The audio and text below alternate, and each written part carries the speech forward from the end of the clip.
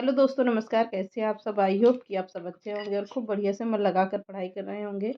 तो जैसा कि आप लोगों को पता है, हिंदी साहित्य का प्रश्न कर रहे हैं, हम लोग हल कर रहे हैं। तो आप लोगों को पता होगा कि मतलब हम हिंदी साहित्य के सभी प्रश्नों को हल करवा रहे हैं आप लोगों से। वन लाइनर का प्रश्न रहता है और बढ़िया से क्लासेज अच्छी रहती हैं। थोड़ी सी टाइम में आप लोगों को काफ़ी प्रश्न देने की कोशिश करते हैं। तो आज हेडिंग डाल लीजिएगा, हिंदी के प्रमुख कवियों लेखकों के उपनाम। हेडिंग बहुत ही वो है, हिंदी के कुछ हिंदी के प्रमुख कवियों एवं लेखकों के नाम हेडिंग डालिएगा। अब उसी में पहला पॉइंट करके लिख लीजिएगा। चलिए अब आगे लिखते हैं। आदि कवि के नाम से कौन जाना जाता है? आदि कवि के नाम से कौन जाना जाता है? तो आदि कवि के नाम से महर्षि वाल्मीकि जाने जाते हैं। कौन? महर्षि वाल्मीकि जाने जाते हैं। अगला है पॉइंट, अपभ्रंश का वाल्मीकि या कालिदास किसे कहा जाता है? तो अपभ्रंश का वाल्मीकि या कालिदास किसे कहा जाता है? स्वयंभू जी को कहा जाता है। किसे? स्वयंभू जी को कहा जाएगा। अगला प्रश्न है, अभिनव जयदेव। अभिनव जयदेव किसे कहा जाता है? तो अभिनव जयदेव कहा जाएगा विद्यापति को। किसे कहा जाता है? विद्यापति को कहा जाता है। अगला प्रश्न है, हिंदी का प्रथम कवि कौन है? हिंदी का प्रथम कवि किसे कहा जाता है? तो अभी हिंदी का प्रथम कवि होंगे सराफा को। किसे कहा जाएगा? सराफा को कहा जाता है। पांचवा पॉइंट है, प्रथम सूफी कवि कौन है? तो प्रथम सूफी कवि के बारे में अगर पूछता है तो प्रथम सूफी कवि कौन होंगे? असाइद को कहा जाता है। इसे असाइद को कहा जाता है। अगला प्रश्न है, जड़िया कवि के नाम से कौन जाने जाते हैं? तो जड़िया कवि का ये उपनाम ऐसे होते हैं कि जैसे प्रश्न परीक्षा में पूछा जाता है, जैसे ही बिल्कुल प्रश्न दिया गया है यहाँ पर पॉइंट, वैसे ही पूछा भी जाता है कि जड़िया कवि के नाम से कौन से ऐसे कवि हैं जो विख्यात है। चार ऑप्शन दे देते हैं। तो चार ऑप्शन में पहला नंददास दे देंगे, सूरदास दे देंगे, सराफा दे, किसी को भी दे सकते हैं।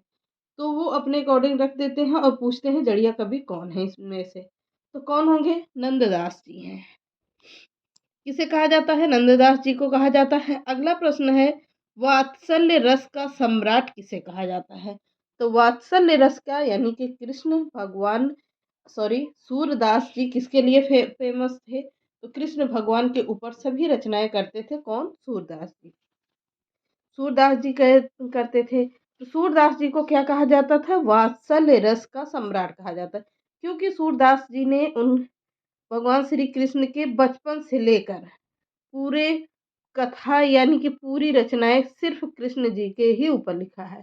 इसीलिए वात्सल्य रस का सम्राट किसे कहा जाएगा? सूरदास जी को कहा जाएगा। अगला पॉइंट है, हिंदी का जातीय कवि किसे कहा जाता है? तो हिंदी का जातीय कवि किसे कहा जाता है? तुलसीदास या विद्यापति को कहा जाता है। किसे? तुलसीदास या विद्यापति को कहा जाता है। अगला प्रश्न है, कठिन काव्य का प्रेत। मैंने इसको तो इतना रटवा दिया है कि सबके जुबान पर रटा होना चाहिए। कठिन काव्य का प्रेत किसे कहा जाता है? केशवदास को कहा जाएगा। किसे कहा जाता है? केशवदास को कहा जाता है। अगला प्रश्न है, पुराने पंथ का पथिक किसे कहा जाता है? तो पुराने पंथ का पथिक कौन है? तो पुराने पंथ का पथिक है मतीराम। कौन? मतीराम जी हैं। तो मतीराम की एक रचना है ललित ललाम, बहुत ही फेमस रचना है जो आप लोगों से पूछी जा सकती है। कौन सी? ललित ललाम मतीराम। अगला प्रश्न है, प्रेम की पीर का कवि किसे कहा जाता? तो प्रेम की पीर का कवि किसे कहा जाएगा? घनानंद जी को कहा जाएगा। किसे कहा जाता है? घनानंद को कहा जाता है। अगला प्रश्न है, हिंदी नवजागरण का अग्रदूत किसे कहा जाता है? तो हिंदी नवजागरण का अग्रदूत कहा जाता है भारतेंदु जी को। किसे कहा जाएगा? भारतेंदु जी को कहा जाता है। अगला प्रश्न है, हिंदी साहित्य में आधुनिकता के जन्मदाता कौन है? तो हिंदी साहित्य में आधुनिकता के जन्मदाता अगर पूछता है तो भारतेंदु हरिश्चंद्र को कहा जाएगा। किसे? भारतेंदु हरिश्चंद्र को कहा जाता है। अगला पॉइंट है, नियम नारायण शर्मा। नियम नारायण शर्मा कौन थे? तो मध्य प्रदेश के थे। किसे कहा जाएगा? इसमें तो शॉर्ट करके दिया गया है, इसमें कुछ नाम मिस्टेक हो सकते हैं। एक मिनट रुक जाइए आप लोग।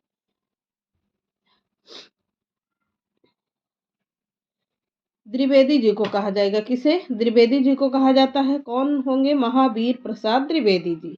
कौन? महावीर प्रसाद द्विवेदी जी को कहा जाएगा। नियम नारायण शर्मा के नाम से कौन विख्यात थे?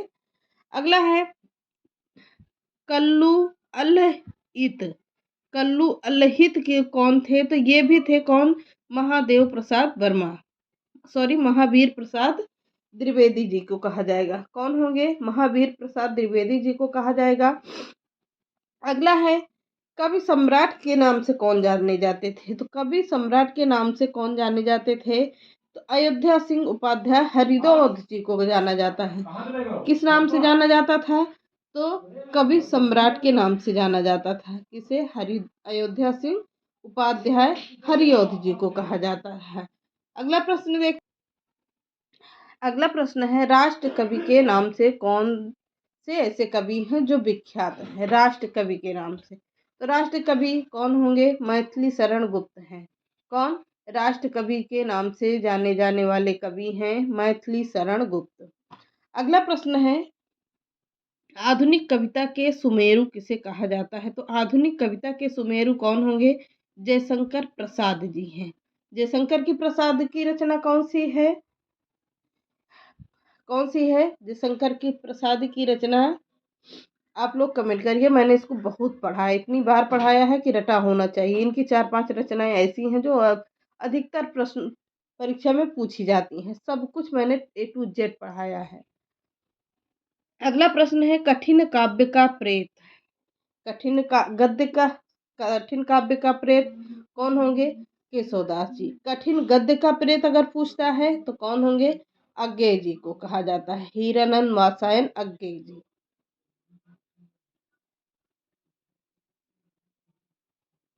अगला है प्रश्न कवियों का कवि किसे कहा जाता है? तो कवियों का कवि किसे कहा जाएगा?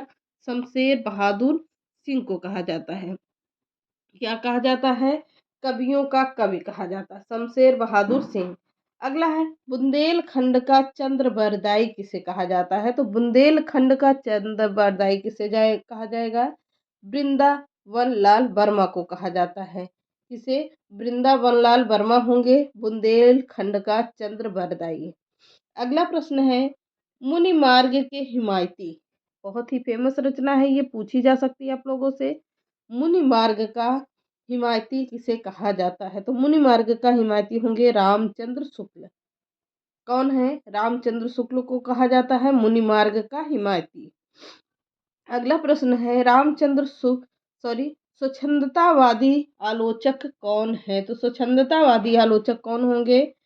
नंद दुलारे वाजपेयी। कैसे कवि हैं? तो स्वच्छंदतावादी के नाम से जाने जाने वाले कवि हैं नंद दुलारी वाजपेयी।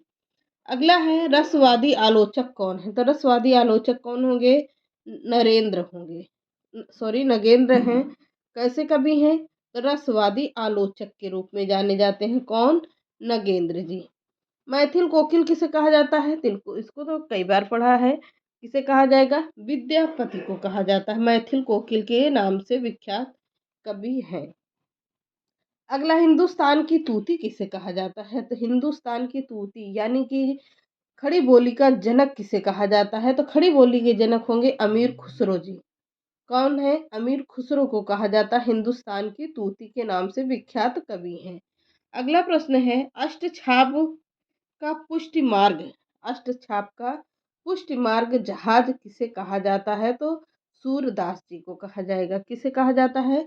सूरदास को कहा जाता है। अगला प्रश्न है जबादानी का दावा रखने वाले कवि कौन है? तो जबादानी का दावा रखने वाले कवि कौन होंगे? घनानंद जी हैं। कौन है? घनानंद जी हैं। अगला है प्रकृति का सुकुमार कवि किसे कहा जाता है? सुमित्रा नंदन पंत को कहा जाता है प्रकृति का सुकुमार। अगला प्रश्न है आधुनिक युग की मीरा किसे कहा जाता है? तो आधुनिक युग की मीरा होंगी महादेवी वर्मा। कौन है? तो महादेवी वर्मा को कहा जाता है आधुनिक युग की मीरा। अगला है एक भारतीय आत्मा के नाम से कौन से ऐसे कवि विख्यात है? तो एक भारतीय आत्मा के नाम से माखनलाल चतुर्वेदी को कहा जाता है एक भारतीय आत्मा। अगला प्रश्न है, कलम का जादूगर किसे कहा जाता है? तो कलम का जादूगर किसे कहा जाएगा? रामवृक्ष बेनीपुर को कहा जाएगा। कलम का जादूगर के नाम से विख्यात है।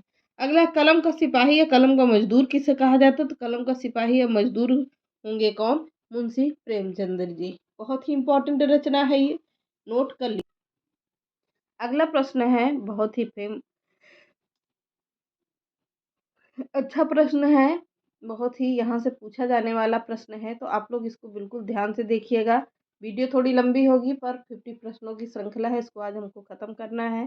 कल से एक नया चैप्टर स्टार्ट करना है। तो चलिए आगे बढ़ते हैं। भारत का मैक्सिम गोर्की किसे कहा जाता है? तो भारत का मैक्सिम गोर्की प्रेमचंद्र को कहा जाता है। किसे कहा जाएगा? प्रेमचंद्र को कहा जाता है। अगला प्रश्न है, कठिन काव्य का लेखक किसे कहा जाता है? तो कठिन काव्य का लेखक होंगे वियोगी हरि। कौन है? वियोगी हरि को कहा जाता है। अगला है, आधुनिक कबीर किसे जो कहा जाता है? तो आधुनिक कबीर कहा जाता है नागार्जुन जी को। किसे? नागार्जुन जी को कहा जाता है। अगला प्रश्न है, वाणी का डिक्टेटर किसे कहा जाता है? तो वाणी का डिक्टेटर होंगे कौन? कबीरदास जी हैं। अगला, फैंटास्टिक का कवि किसे कहा जाता है? तो फैंटास्टिक का कवि होंगे मुक्तिबोध। किसे कहा जाएगा? मुक्तिबोध जी को कहा जाता है। अगला प्रश्न है, नाथ संप्रदाय के प्रवर्तक कौन हैं? तो गोरखनाथ यह गौर छपा होंगे। नाथ संप्रदाय के प्रवर्तक गोरखनाथ या गौर छपा हैं। अगला प्रश्न है, आधुनिक युग के चारण कवि किसे कहा जाता है? तो किसे कहा जाएगा? दिनकर जी को कहा जाता है। किसे? रामधारी सिंह दिनकर को कहा जाता है क्या? आधुनिक युग के चारण कवि। अगला प्रश्न है, आधुनिक युग के कबीर किसे कहा जाता है? तो आधुनिक युग के कबीर होंगे कौन? नागार्जुन जी को कहा जाएगा। किसे? नागार्जुन जी को कहा जाता है। अगला प्रश्न है, आधुनिक युग के गोरखनाथ किसे कहा जाएगा? तो निराला जी को कहा जाएगा। किस नाम से? आधुनिक युग के गोरखनाथ के नाम से विख्यात। अगला प्रश्न है, संस्कृत के क्लासिकल पंडित किसे कहा जाता है? तो संस्कृत के क्लासिकल पंडित होंगे विद्यापति जी। कौन? विद्यापति जी हैं। अगला प्रश्न है, हिंदी साहित्य जगत में दद्दा कौन है? तो हिंदी साहित्य जगत में दद्दा के नाम से कौन विख्यात हुए? मैथिली शरण गुप्त हुए। कौन? मैथिली शरण गुप्त हुए। अगला प्रश्न है, हिंदी साहित्य जगत में दादा के नाम से कौन मशहूर हुए थे? माखनलाल चतुर्वेदी। कौन हुए थे? तो माखनलाल चतुर्वेदी को कहा जाता है। अगला प्रश्न है, आग व राग के कवि कौन है? तो आग व राग के कवि कौन है? दिनकर को कहा जाएगा। बेस्ट चेतना के कवि अज्ञे जी होंगे। और कविराज शिरोमणि को क्या कहा गया? पद्माकर के नाम से विख्यात हुए। प्रेम की पीड़ा का कवि किसे कहा गया? घनानंद जी को कहा गया। ब्रज भाषा का भूषण कवि किसे कहा जाता है? तो ब्रज भाषा का भूषण कवि कहा जाएगा बिहारी जी को। किसे कहा जाएगा? बिहारी जी को कहा जाता है। ये रहे आज के 50 प्रश्न। तो आप लोग इसको अच्छे से नोट कर लीजिएगा, अच्छे से याद कर लीजिएगा, ताकि यहाँ से प्रश्न आप लोगों को 2-3 प्रश्न मिल सके। तो चलिए मिलते हैं नेक्स्ट क्लास में। चैनल पसंद आता तो लाइक सब्सक्राइब एंड शेयर कर दीजिएगा। नमस्कार।